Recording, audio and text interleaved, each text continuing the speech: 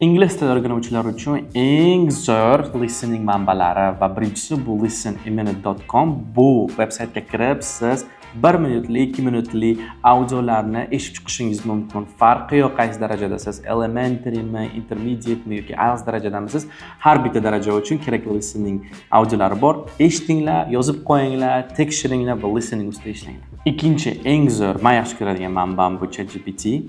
Nima uchun ChatGPT? Chunki ChatGPTda bizda voice to chat, chat to voice features bor, ya'ni funksiyasi bor. O'sha orqali siz любой yozgan matningizni ovozli shaklini eshitib chiqsangiz bo'ladi. Shuni любой bitta xohlagan matningizni yozib qo'ying va ChatGPTga o'qiting. Sizga o'qib beradi va har bitta so'zning talaffuzini bilib olib, keyinchalik o'sha so'zlarda talaffuzda yoki listening eshitganingizda xato qilmaysiz. Keyingi maslahatim bu YouTube'da storieslarni eshitib chiqqan, ya'ni xohlagan daraja uchun xohlagan hikoyangiz bor va uni eshitib, xohlagan tezlikda xohlasangiz subtitrlar bilan eshitib, uni keyinchalik yozib qo'yib, listening ustida ishlasangiz bo'ladi. Juda ham qiziqarli va juda ham foydali. O'zim ham listeningimni boshida shunaqa rivojlantirganman. Va oxirgisi bu meni o'zimning shaxsiy Telegram kanalim, chunki Telegram kanalimga eng kerakli, eng foydali daraja bo'yicha listening testlarni va listening podkastlarini men tashlab chiqqanman.